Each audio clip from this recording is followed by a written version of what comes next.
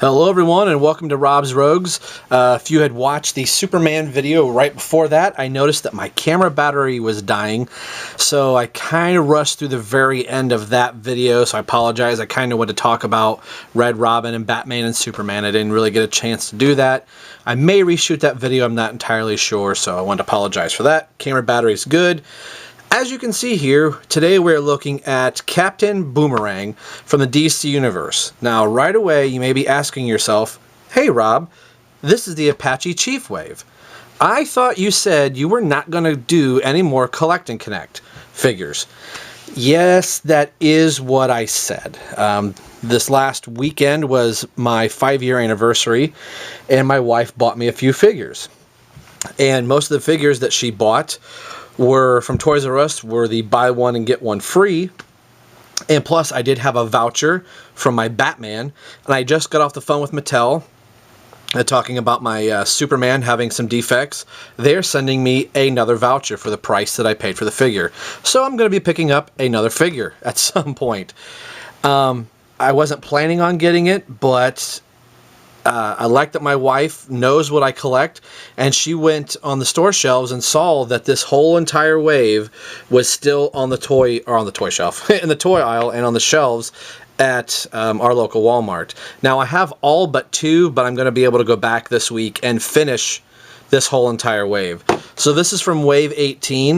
We'll kind of get into it as we go here, but since we have the bio up here, we will read the biography for Captain Boomerang. It says, Digger Harkness, if I'm saying that right, was a poor Australian boy skilled at throwing a boomerang. When he tried to make a living demonstrating his skills, he was laughed at by the audiences. Resentful and desperate, he turned to crime, calling himself Captain Boomerang. He became an arch-enemy of the Flash and joined the supervillain groups, the Rogues and Suicide Squad. One taste of his razor-edged or exploding boomerangs, I about said batarangs. Hopefully I didn't say that up there earlier. No one is laughing anymore. So his first appearance we kind of see here is The Flash 117, December 1960, named George Digger Harkness. His occupation is a costumed criminal, basis of Operation Earth, special abilities, as good with the boomerang as humanly possible. Has deadly trick boomerangs, electrified, poisoned, edged, etc. boomerangs.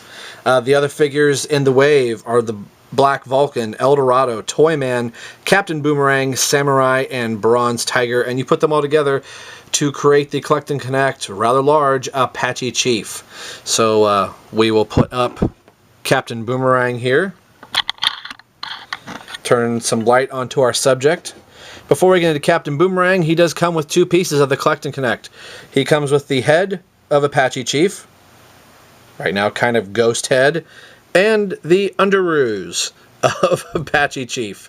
So my wife said, hey, if this is the only two you buy, you can have like a little bust. So I don't think you want to be that close to your crotch. So we will be putting Apache Chief together while we are doing this set of reviews. So yeah, I know I said I wasn't going to do any more Collect and Connect, but my wife picked up a couple of figures that she asked, you know, who I kind of liked, and she knew that I liked the Superpowers cartoon series, so when she saw some of them, the first two she picked up were Captain Boomerang and Samurai. So we'll be doing those. I was going to do them in the order that I bought them, but I'm going to be putting them together, reviewing them so I can have pieces to Collect and Connect. So the next one we'll be reviewing is El Dorado, as he comes with the body, so I can put these two pieces together. Another reason I kind of liked Captain Boomerang, yes, he is a Flash villain, but more importantly for me, he's kind of tied to the Batman universe, as he killed Tim Drake's father in the Crisis, I believe, and was somebody in the pre-New 52 that Tim Drake, as Red Robin, was tracking down Captain Boomerang, and it looked like in the story he was almost going to kill Captain Boomerang and Bruce Wayne since coming back as Batman, was kind of concerned that Tim was going to kind of lose it. He pulled himself together and did not. Now, whether that's in continuity now in the new 52, probably not. He's going to be a Flash villain, but I've kind of thought about setting him on my shelf, maybe with a Red Robin, them kind of like looking like they're fighting or whatever. Very nice figure. Like I said, I'm not really a big fan of Captain Boomerang. This is one of those figures, if there was no collect and connect, since my wife actually picked this up, I think it's very cool. It's nice to have some other villains. The accessory he does come with is one excuse me, one boomerang that is really, really, really flimsy. It almost borderline kind of feels like a piece of paper here, but it's very pliable. It just kind of sits in his hand really easy. Can kind of wedge it in there pretty good so he won't lose it. Will fit in either hand. These boomerangs do not come off, and it wasn't in, you can kind of see the scarf he has here around his neck. I kind of originally thought that these boomerangs went all the way around, but I just now noticed from looking at the figure they are actually molded to the jacket. So they're attached in here and attached up here, which, that's no big deal. It's not like I'm going to take the jacket off or anything. This little scarf can kind of get draped over. It's as rubbery and flimsy as the boomerang is, so you can kind of put it just about anywhere. Keep him on film here. Nice, pliable, soft jacket, just like the capes are. A little bit of oil. All the standard DC-UC articulation. Like I said, I'm not going to get too much into that. He does have a double-jointed knee, which not too many of the DC-UC figures do. Robin and Mercury, I think, have double-jointed. I really haven't paid attention to the other figures in this wave yet, but I kind of like the double-jointed. I kind of wish all of them had the double-jointed knee, and, he has a double-jointed elbow as well, so that's kind of cool. A little bit of extra of a dynamic pose to him.